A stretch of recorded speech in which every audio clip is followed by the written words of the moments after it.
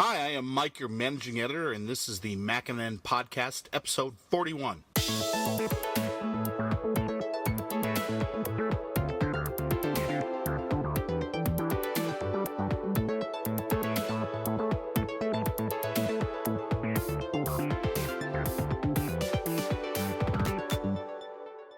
William, hello. Hello, episode 41 already. I usually lurk over here on one more thing. We're only up to episode 12, but we're coming to get you. We're catching up. Okay. I'll believe that when I see it. How about that? We could always just rename it. We can start doing the MacNN podcast in Hex or something like that. So that would be, 25 or something like that in Hex. So yeah, you could catch us theoretically. I used to do hexadecimal Sudoku. I was clever once. I just thought, throw that in. Can't do it now. Oh, man. I'm not sure I'd really want to do that. I mean, I could see where it would work, a 4x4 grid, right? It's 4x4 by 4x4. Right? Each little grid is 4x4, and each big grid is 4x4, right? Yes, exactly right. Yes. Okay, I have a controversial topic today that... we're going to discuss it for a little bit. And honestly, I'm going into this blind because I don't know exactly where William stands on this, but I have a suspicion. Let's talk about why we like Apple for a couple minutes first, and then we're going to talk into some recent trends. Apple hardware has always been good to me. Apple hardware since literally 1979 has been very solid, has only let me down on a couple of occasions where I've probably stretched its lifetime out a little too far or have treated it a little too badly. And Apple has typically taken care of me in most regards as far as service.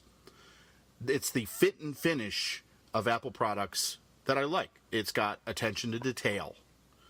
The edges are tight. The seals are generally tight. The screws are all the same size. They're put in straight. Bezels are flat. That kind of thing. And for the most part, this is applied to software as well. Do you have similar experiences with this, William?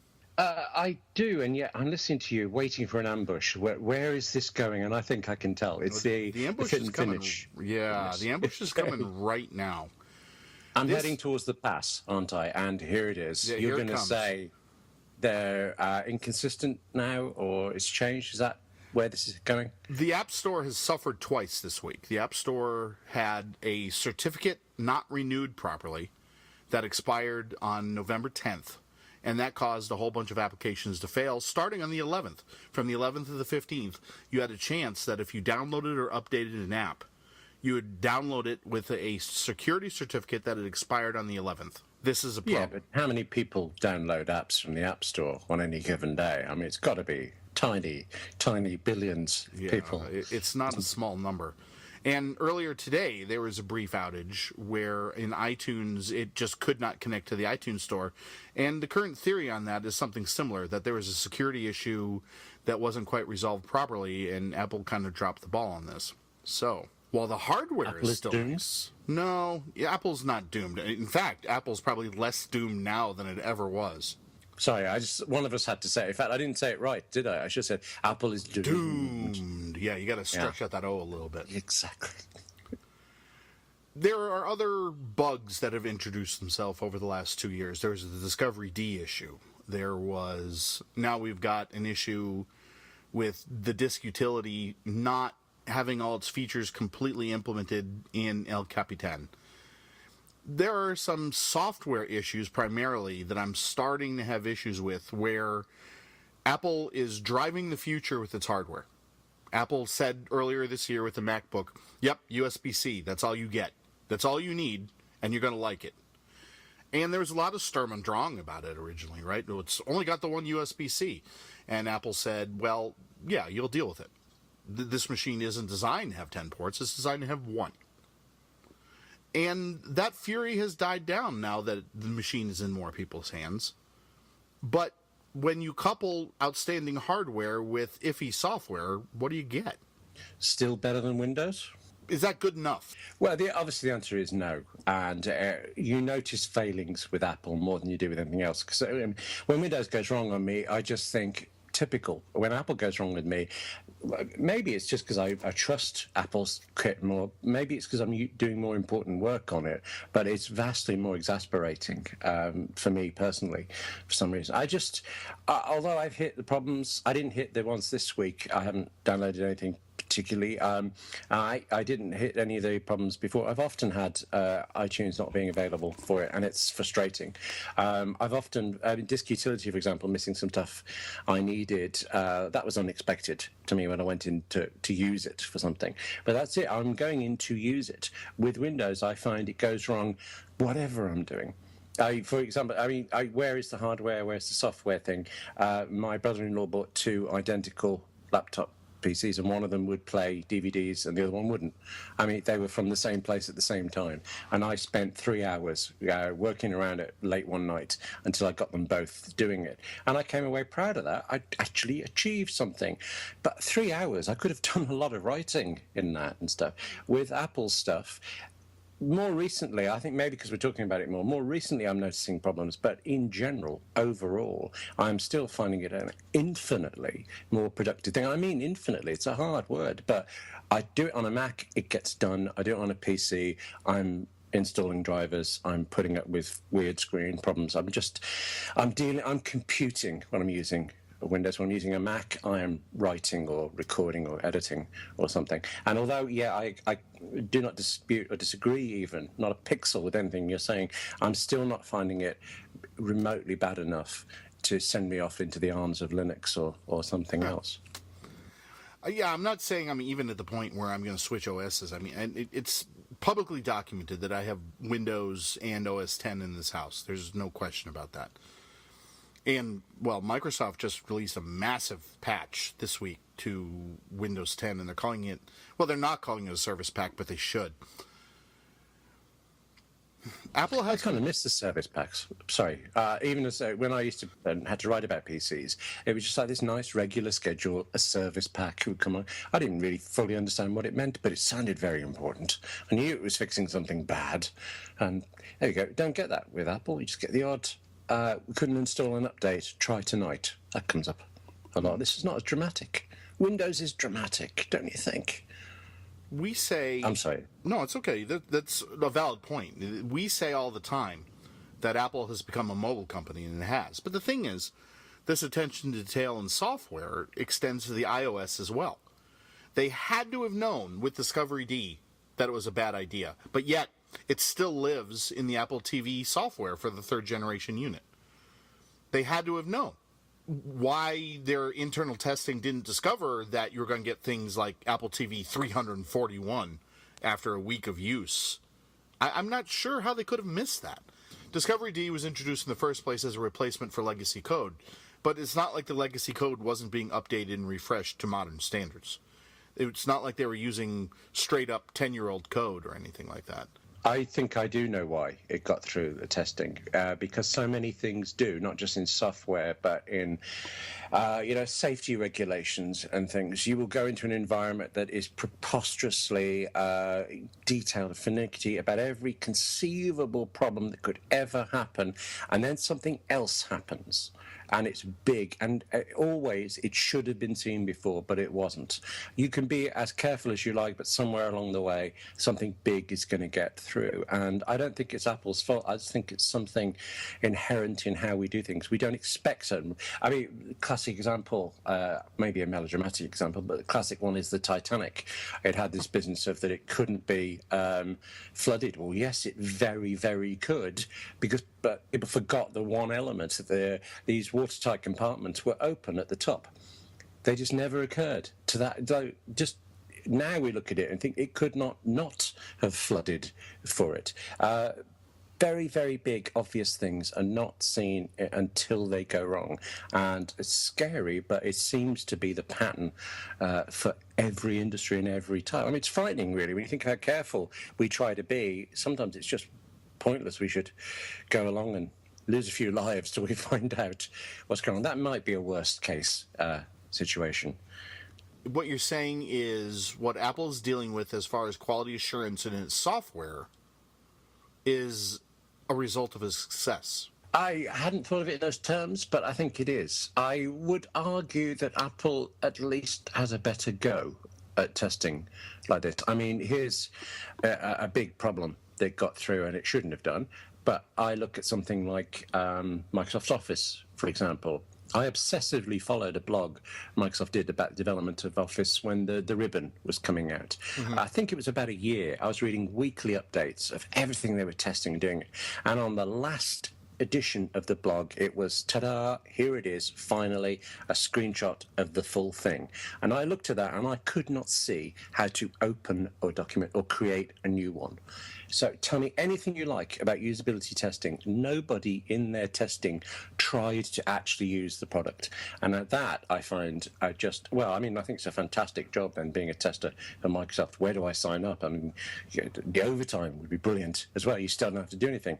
At least I have the impression that Apple was having a good go, and it's just the volume of stuff they were doing probably got to them. There's an inherent tick box carelessness, I think, with some companies. Microsoft will tell you they've spent $1 billion on usability testing, but the usability testers didn't use the product as far as it can be seen. So I find that annoying and offensive and objectionable. And I actually wondered at the time, I was working for the BBC, and I knew there was no choice. This model of office was going to come. And I wondered when it would happen. And sure enough, one day I walked into that office, and way down the newsroom, I heard the calmest guy you've ever met swearing his mouth off with words that the BBC are not usually associated with. And I knew it was because it had just been installed. And yeah, sure enough. And all he wanted to know, how can I open my document? That's it. So I am still not disagreeing with you, and yet I'm so firmly over on this side. I feel like I give Apple a pass more than you do because they're better than other people. That isn't good enough, but I think it's the way it is. I guess my issue is Apple positions himself as, look at all the white shiny things we do, and it's perfect, and it's going to be put down on your desk on your shiny white living room with no blemishes anywhere, and it's going to function so ideally. And I can't say it as dramatically as Sir Johnny Ive, obviously, but I'm concerned that this is becoming a trend. I'm concerned that Apple is not giving the attention it needs to quality assurance of its software. And it should be easier for them because they don't have to test against Asus motherboards and the Microsoft Surface and Lenovo PCs. They have just what they've established as their hardware standards, and it only has to work on what they've established as their hardware standards. So I don't see where the quality assurance job shouldn't be easier in that case. Well, there is one thing. There is the self-imposed yearly update cycle for OS 10 and iOS. I think that's where the problem comes. Everything you said there, totally true. I was nodding away through that. It should be easier. But that's, somebody was working out how long you actually get to spend on a new update, and I can't remember the figures, but it's like for the first 3 months after the release of OS 10 El Capitan, they will be fixing bugs. Then they've got a couple of months of what do we do next? Then they've got a few weeks to do it, and then it's prepping for the launch, and it's into the bug cycle. So they don't even get a year. Mind you, what do I know? I don't go around developing major operating systems used by billions of people. But from my perspective and seeing the same problems you are, time, I think, is the one thing they don't seem to be handling brilliantly. Microsoft, I think, has it right. I think that maybe the perspective of this would be different if they didn't have a new name every year for the operating system. I think if they just said, this is OS 10. And periodically, out of the blue, they'd say, oh, okay, well, now this is 10.12 instead of 10.11.7, 8, 9, 11, 10, whatever version they want to call it. Yeah, and I realized I went out of sequence on that. I didn't, actually. I was fooled me completely. But yeah, isn't this whole the cat name thing, wasn't that originally just code names internally? And then Right. Jaguar, as Steve Jobs would say, that became known, and because of that they named them all. Yeah, I prefer names to numbers because I remember names a bit better, but yes, I agree. Though on this line, I think we should be on to OS 11 by now, surely. Frankly, how they're doing it with a new major release every year makes it easier for tech journalists. But you're right. I'm not sure I'm not sure how settled in I got with anything after Lion, honestly, before I had to start thinking about the next version. Yes, I was thinking about that with the move from Yosemite. I just went to work on somebody else's machine. They were on Yosemite, and I thought, that seems so old. And it's, 4 or 5 months at the most for it, that, but it really felt it. Yeah. That's good. But then, I mean, I think of Microsoft skipping from Windows 8 to Windows 10, even just numbering seems very confusing to me. Well, Maybe they just don't like the number 9. Well, there's a saga about that where they say maybe that the reason why they didn't do this is a code trick how developers would identify Windows 95 and 98 versus XP. Whatever. Microsoft decided to go to Windows 10, and that's fine. I don't really... You're right. Version numbers I really don't care about. They could call it the new Windows, Windows Omega, whatever.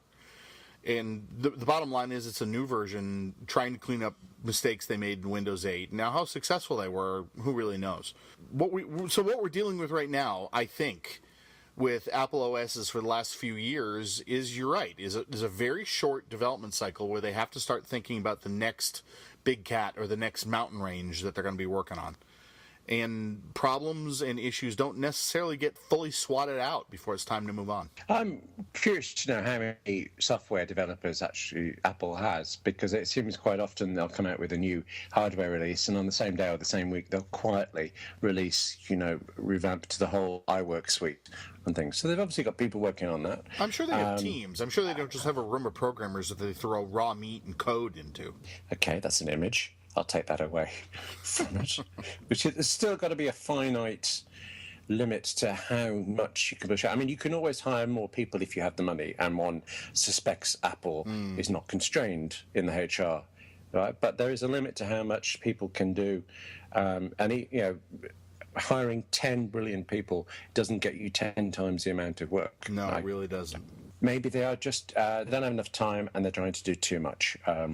But given those two constraints, I think what they're doing is actually rather good. I mean, I was using the Apple Pencil, and that's obviously a hardware and software thing combined, and that's genuinely amazing. Well, with that, we're going to play the music, and we're going to roll into the iPad Pro. Okay, iPad Pro. If you wanted 128 gigabyte this week, you're not going to get it. They're sold out. You want a 32 gig, you can walk into the store right now and pick one up. And yes, let's get on to the most recent Apple is doomed prognosis.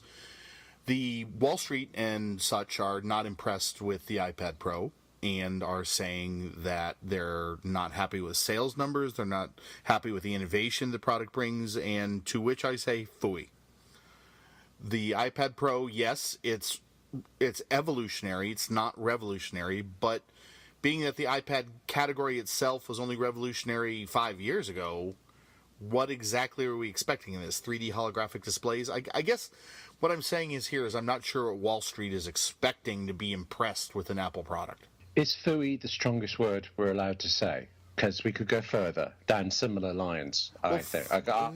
Really like... Yeah, this is a family show, right, isn't it? Right. I am very impressed with the iPad Pro. I think it's a gorgeous piece of work. And I'm half disappointed, half unsurprised at the reaction to it. I mean, when has the last Apple thing come out that anybody liked, apart from the people who bought it and used it? I was just thinking, I was in an Apple store looking at one, and I was very conscious of the fact that there were loads of us gathered around leaning on this, and what we were leaning on was the Apple Watch table. So underneath, completely disregarded now, we're rack after rack of Apple Watches and things. We just move on to the new shiny thing, and analysts go on to the new version of Apple is doomed. Yes, Apple is selling fewer iPads than it has done. Vastly more than anybody else is selling of anything else. So it's like, yes, there's fewer. I'm concerned. And I looked at the iPad Pro and I thought, this is gorgeous. I use that keyboard, and I was honestly be surprised how good the keyboard is. And then the pencil, I didn't want the pencil. I was trying to use that fabric keyboard because I'm a keyboard nut, and I just really want to get a proper hands-on typing feel. Is this usable? And somebody handed me a pencil, and I politely took it, scribbled something on the screen, handed it back, and then realised, no, hang on, that was the Apple Pencil I just used. It feels, I honestly thought pencil was a bit of a silly name, but handing it, no, it's It's a pencil. I wrote my name on the screen, and it's just like I would write it anywhere else. What did you feel about the stiction on the screen? What did you feel about that whole writing experience? Well, I think the angle I was at doing it, I completely didn't think about it. I mean, it was as if I was writing on paper with a pencil, and then I handed it back, and I got back to typing, which is actually a peculiar thing. It reminds me of when you're typing text, you're using keys on the keyboard, you're pressing shift and letters. If you want to save something, you're still using the same keys, you're doing Apple S. And suddenly, instead of a machine for entering words, it is a control device. And your mind hasn't stopped one and done the other. They all blur together. So this is what that was. It was a piece of paper that I could also type on. I hadn't realized that, but it felt very seamless for it. And you should see maps. How much production do you do on the iPad? Ooh, quite a bit. Actually, I have a Belkin keyboard case, which is not very good. I've written thousands of words on the glass, many more thousands of words using that keyboard, and I've recently been using the Microsoft Universal Foldable keyboard that I adore, and I've written many more thousands on that. Too. It's with that Microsoft keyboard, I find I'm more willing to write very long pieces with it. Before it's been, I will come back to the Mac for, if it's going to be a 10,000 word piece, I would previously have come back to the Mac. Now I will do it on the iPad. There's just fiddly bits, like certain graphic things I do, certain audio editing. I think they can be done on an iPad, but I don't know how, and I haven't done it yet. So, you and I are different use cases. Yes. My children use the iPad mini in the newer KX case that OWC sells. Love that case, by the way. It's saved the iPads many times over. And we are consumers on the iPad, not producers. I have not done, for work, one word of writing on the iPad. Not one. Wow. And are you a driver? Are you not able to commute or anything like I do? For example, road trips I take, I will do basic correspondence. But when I say writing, I'm talking about article production, planning, that kind of thing. Everything I'm doing in that route, I'm doing on OS 10, but invariably I'm doing it in some format or other that I can still view what I'm doing on the iOS. So I guess maybe a hybrid approach. I'll use the iOS when I have no choice. When it's unwieldy to whip open the 15-inch MacBook Pro on the Metro. That's true. But if I need to see when I've assigned something, it's not a big deal to take out my phone. Good point. I've realized I only ever carry my MacBook around when I'm going to present from it. The rest of the time, everything is done on the iPad. And that sometimes means having to prepare things in advance. The image thing I mentioned, the way I happen to do image work, I need to load up some shots before I go writing the text about them. But then I will take the iPad, and I just find it, I hadn't appreciated how much I must use it. Then I read an awful lot of news on the iPad. That tips the balance towards, I slightly more consume than produce. But it's writing, and OmniFocus is great on It My To Do Manager. I like sitting in coffee shops, typing my way through that. So, yes, I've written scripts on there, emails. Yeah, I use that a lot. In fact, I need an iPad Pro. You've just convinced me. I was about to say, you strike me as the sort who could move nearly 100% of your workflow to it with some kind of cloud storage service. Only if they do one in blue, though. That's very important to me. I'm sure there's plenty of third-party options to turn it blue. Okay. All right. Yeah, my wife Angela has a Mac Mini, and she does use it for, I think she has financial stuff in it mostly. That's not a bad way of putting it. I mean, she hardly ever uses it. The one time she will go to a Mac Mini is for spreadsheet work and stuff. The rest of the time, she's on her iPad Air, or sometimes even just her phone. She's addicted to a game. In fact, you recommended Ticket to Ride. She must have played that hundreds of hours now, and she will play it on phone, whichever screen. Yeah, I'm getting used to the old West whistle train blowing thing, but... She wins a lot, so that's good, kind of thing. But then, she'll seamlessly slip from that to writing emails. We did a lot of TripIt stuff, booking flights and hotels together with her.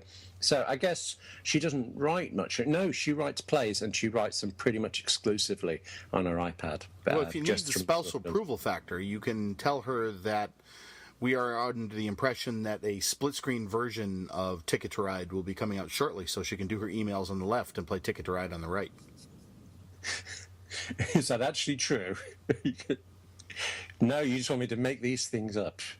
Okay. And then she can tell me that a split-screen version of OmniFocus will be out. Actually, it is, isn't it? Yes, it is. Yeah. Okay.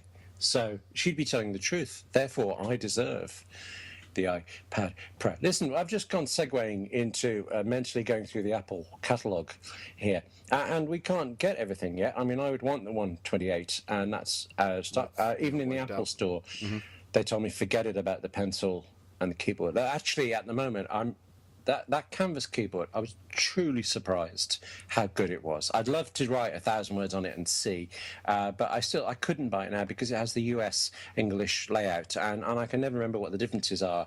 But I've written 500,000 words in the last year on a UK one. My fingers would be finding the difference instantly, so I couldn't buy the keyboard yet. But even if I wanted to, one thing actually just really I loved the keyboard more than I expected. I forgot the pencil was a device. I thought it was a pencil. It astonishes me how much so. And I thought the iPad Pro was gorgeous. The only thing in all this I didn't like was actually the Apple Store staff. Somebody asked them to show them split screen, and this Apple guy said, I don't know. And he turned to another Apple guy to ask how to do it, and he didn't know. And he was just getting slightly awkward, so I actually leant over and said, sorry, but I do. And I showed them, and they were really happy and keen. But I'm thinking, what's happened to the standard of Apple Store staff? Oh, you don't think they were just fans in Apple T-shirts, do you? Yeah, that would make sense. I don't think so. I think what's happening is, once upon a time, they would take Apple employees and shuffle them off to Cupertino for a couple of weeks. I don't think they do that anymore. I think everything is handled in-house. Right. Well, I guess, I'm in the UK, so sending people to Cupertino would add up a bit. But even so, it's the first time the Apple person is not that I've known more than the Apple person. In that same store, they've been really helpful to me with things I don't know. I've been terribly impressed with them. And also, I tried to buy a cable from them once. Can't remember what it was now. I wanted a cable, and they said no. For what you just said you want it for, this cable is too expensive. Go to PC World over there, get this or that. That'll do you fine. Okay. And I walked out and I got that cable, and then I went back and bought an iPad Air. So good on them. They win. Yeah. But yes, that's the way it never is, but it should be. And I think that made me more surprised at this failing. Plus, I hate leaning over and saying, I know how to do things. That seems very male kind of thing. But I did, and they didn't. So we sorted it out. And that's when they handed me the pencil. So they must have. Well, it's a bonus for you then, I suppose. Yeah. We will be acquiring an iPad Pro here in the house, and we're going to be looking at the iPad Pro from a couple different perspectives. Sanjeev has a loaner from Apple. He only has it for a couple of weeks. But we're never comfortable here saying after 3 days that this is the future of computing or anything like that. So let's let him work with it for a little bit. I will do the living with in a little while after that, and we'll go from there. That's why we didn't do a definitive Apple TV review the day after it came out, because no one has had enough time to stretch it out. And I hate I love the comprehensive detail you can get in reviews of things, and when we've had things in advance before the release, that's great. But still, something this big, this expensive, I like that we do living with things. I think you need a UK perspective, clearly, from a consumer, a content producer. What do we call me?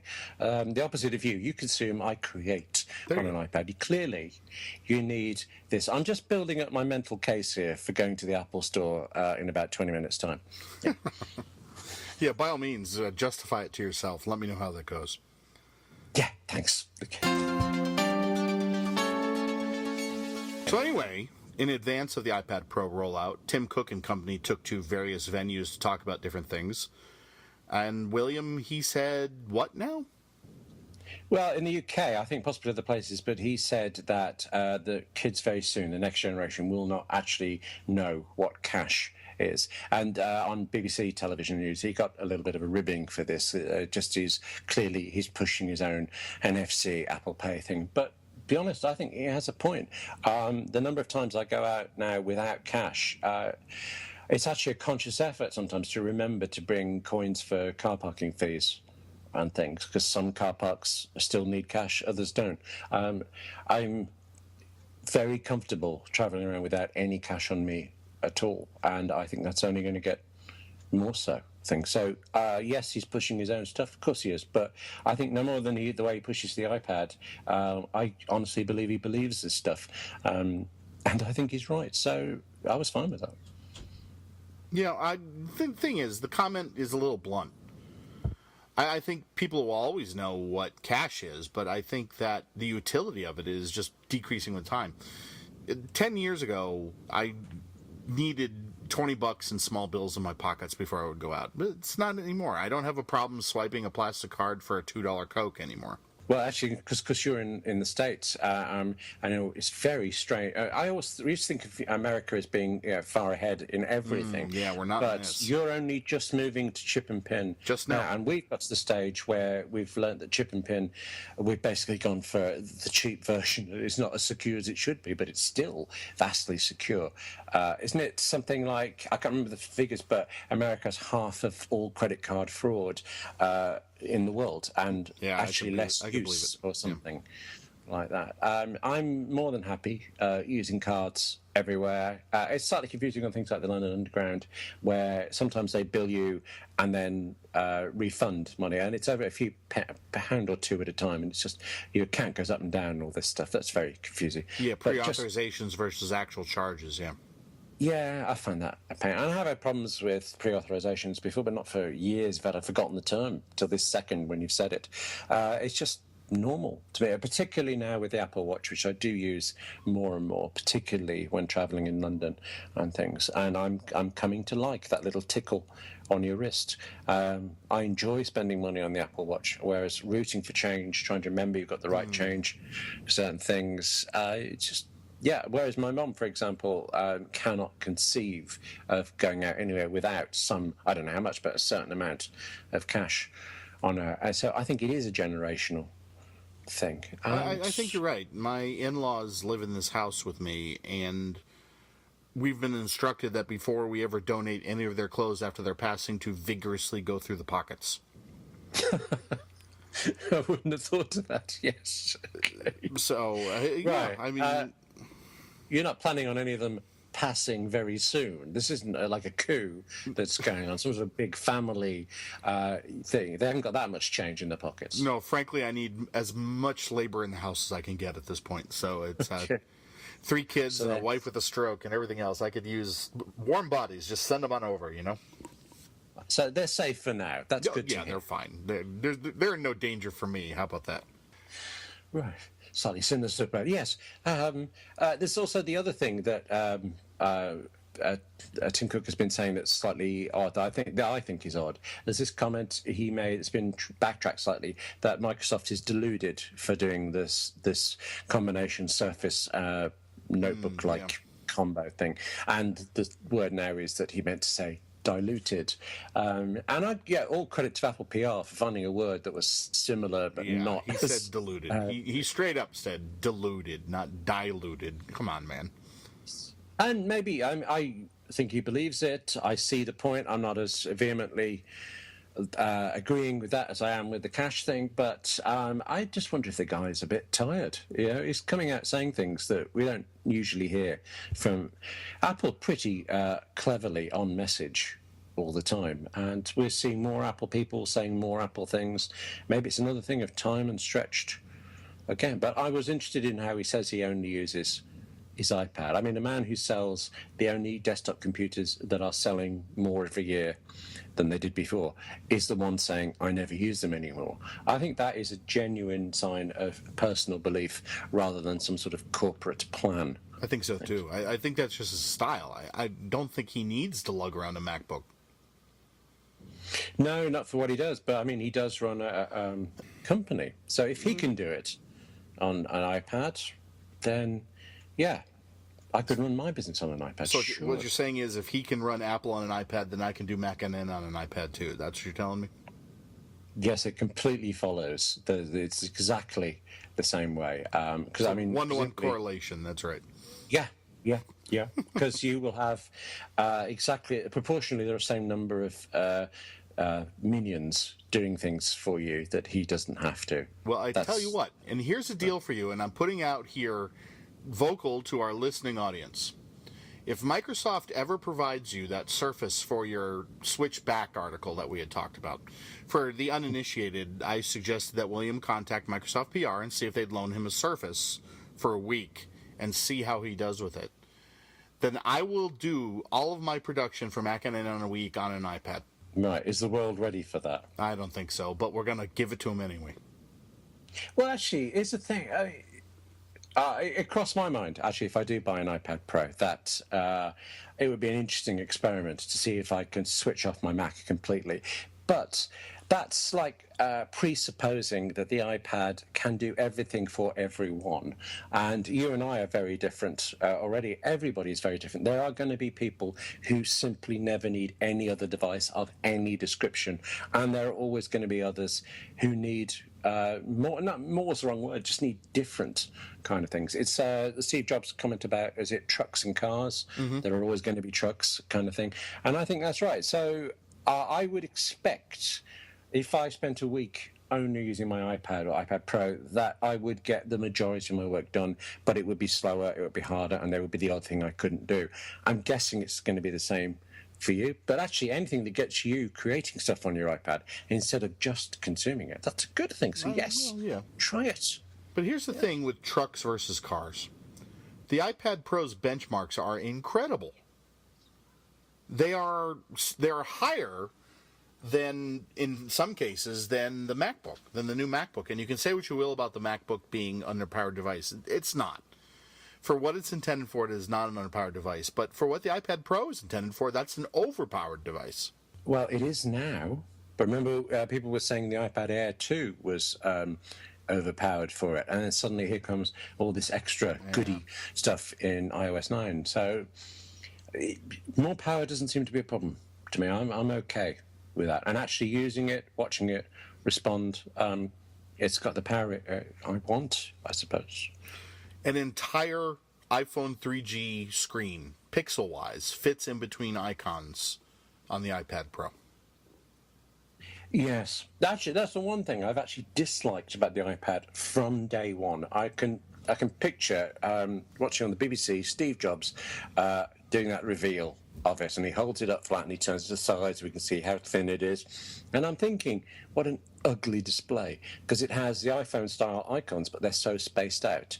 I still think that. I love the icons on my iPhone. In fact, I even kept a record of every home screen I've done over the last 7 years. You can see apps coming in and out. I really like that. I've never bothered once with my iPad because the spacing seems so ugly. And now you look at it on this giant iPad Pro and it's the same proportional spacing. These things look lost in there, and I'd like to just, double it. That would be nice. So I laughed when I saw that display for it, but yeah, I love the iPads once I go into an app. It surprises me that I don't like the design of the front screen of it, but I don't. Yeah. Okay, that's fair enough. Yeah. Moving on. So, before we talk about your app of the week, let's talk about your anti-app of the week. You didn't seem that excited about Firefox. Firefox, no. Yeah, I'm sorry about that. I know people love Firefox, but I looked at it and it was just, okay, it's a browser and it's slower than Safari. It does, I think it's being promoted as having a private mode, so does Safari. It's just a different button, a different place. The tabbing is different. I actually quite like the tabs at first. You can get a grid of tabs rather than the rows, the overlapping stuff you get in Safari, and you can press and hold on one and kind of move it around. And I expected to be able to change the order of tabs, and I was just wondering, why would I want to change the order of tabs, particularly when I found that somehow I deleted one. I'm sure it's something you get used to, and maybe Firefox desktop users find this very obvious, but for me it was just, okay, I don't like that new bit, and the rest of it doesn't seem very new, particularly I think since it just genuinely feels so slow running it. In the article, I didn't quote figures because I think it's really unfair to give measurements when it was so unscientific. But I recorded them. I used my stopwatch on my Apple Watch for it, and I think it took me 2 seconds possibly to open MacNN in Safari on my iPhone, and it was getting on for 4. No, actually up to 6 at one point on Firefox. So, not a month and a half, not a massive delay, but enough. I timed it because I noticed it felt slow, kind of thing. So I just see zero benefit to Firefox. I really like Safari, so I'm happy that it's the standard one for it. I happen to find Firefox, it just feels very heavy to me, and I can't bear the fact that it's constantly being updated. I mean, when we started talking about it, it was on version 42. I think by now it's on 59 or something, and I just find that pointlessly unnecessary. And I actually resent. I open up Firefox because something doesn't work in Safari, and Firefox basically says, no, hang on, I've got to update myself first. And I just find that tiresome, so I avoid it.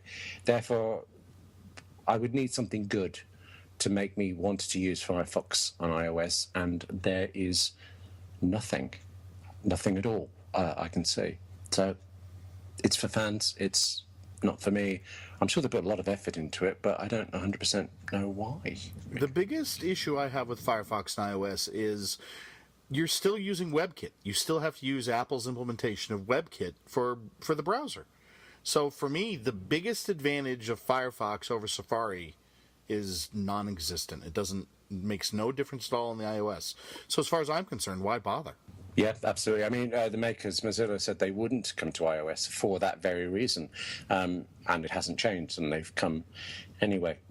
I mean, I like WebKit. It powers Chrome. It's all over the place. It works fine. If you tell me that Firefox and the Gecko engine is better, I'll trust you completely. But this is no way to see it on iOS. So do they perhaps think that this is a route to changing it later? Are they just trying to spread their name? Because Firefox was the one to have.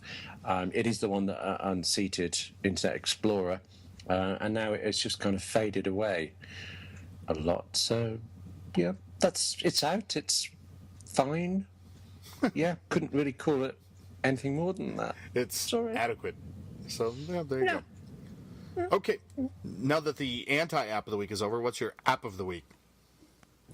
Yeah, app of the week's a little harder this time because I'm actually, as we speak, I'm still in the process of trying it out, and I'm trying to work out what I think of it, but I think it's big and it's occupying me a bit. It's the new Facebook Notify. When that came out, my first thought was, I get enough notifications from Facebook, thank you. But actually, it is nothing to do with Facebook notifications. It is Facebook's equivalent of Apple News. It polls a very select list of news sites and pings you a little update whenever there's a new story. You can hear my voice just dip down there. Part of it was on the way. I remembered actually it's quite limited. Apple News has many more things. I mean, Apple News has MacNN for a start, and you can add other sites along the way. This one, very specific set of things. You can drill down.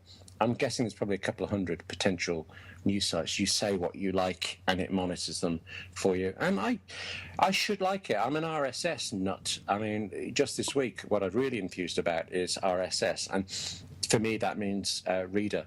Reader would be the app of the week, except I don't think it's changed in ages. It just happens to be now when I wrote about it. Facebook Notify is so new, it actually officially isn't available here in the UK yet. I'm only able to get it because I have a US account as well. It's spreading out, and I think because it's Facebook, I think because it's news, it's going to do well. I'm just looking at it thinking, do I prefer Apple News or do I prefer Facebook Notify? And I'm coming to the conclusion, no, I prefer RSS in the middle. But then I was never a big Flipboard user, for example. I think Facebook displays the news slightly more attractively than Apple News does, nowhere near as attractively as Flipboard, and yet still, maybe it's just the volume of news I read. I'm not the use case for it, but anything that gets people reading more news, anything that gives people quick access to information they want, I think is a good thing. So I'm like 90% certain I would call this my app of the week with gusto. As far as Apple News goes, Apple has just opened up the protocol for prettier Apple News to everybody. So more and more websites along the way will be implementing that. Like, for instance, right now in the MacNN feed, there'll be a picture now and again. With the new APIs that Apple has set forth, we can control what gets pictures and what doesn't. We can control what gets highlighted and what doesn't. So it's a lot more flexibility, but man, is it going to be a lot more work. So we'll see how that goes in the future.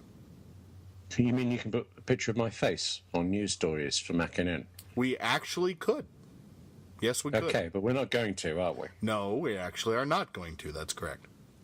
Right, because I have this reputation. I want people to think I'm roguishly handsome, and if anybody ever actually found out, well, that'd just be embarrassing. Are you implying you have a face for radio? Is that what you're saying? Thank you very much for that. Yeah, that was good. Remind me, why do I like you again? I've forgotten suddenly. Well, that's okay. Actually, about pictures. I know I have a face for radio, so I'm perfectly fine with telling somebody else that that's probably a good thing. So. Okay. So coming up this week on MacNN, on Monday, you will see what I carry around in my kit bag, and it is nerd paradise in there, let me tell you that. Later in the week, Bradley will be giving us what his apps he uses all the time are, and he's a resident musician. So I'll be interested to see what he comes up with on that one. The iPad Pro analysis will be ongoing. I will have mine by then, and I'll discuss my initial experiences with it, as opposed to Sanjeev's, who just was published last night and this morning. And honestly, that's going to be about it for this week's Man Down episode of the MacNN podcast. You'll note we normally have 3 or 4, and we only have 2, again, because it's gallivanting season. So when that winds up... Wait. Sorry, I thought I was a special guest, that it was you and me having a You mean just everybody else stepped back? Is that what you're saying? Well, no, it's gallivanting season, and I do enjoy talking with you, because we don't get to talk that much, because now you have your own gig over there at the One More Thing podcast. So, yes, every Thursday. Okay. And as you've probably already noticed, the Off Topic podcast has already restarted. And apologies for missing that last week. The plague had infected the house, and that was about it. That's why you heard me on none of the podcasts last week, because I had about enough with talking. So, on behalf of the staff at MacNN and myself and William, we bid you a good night. Good night. Nice talking to you.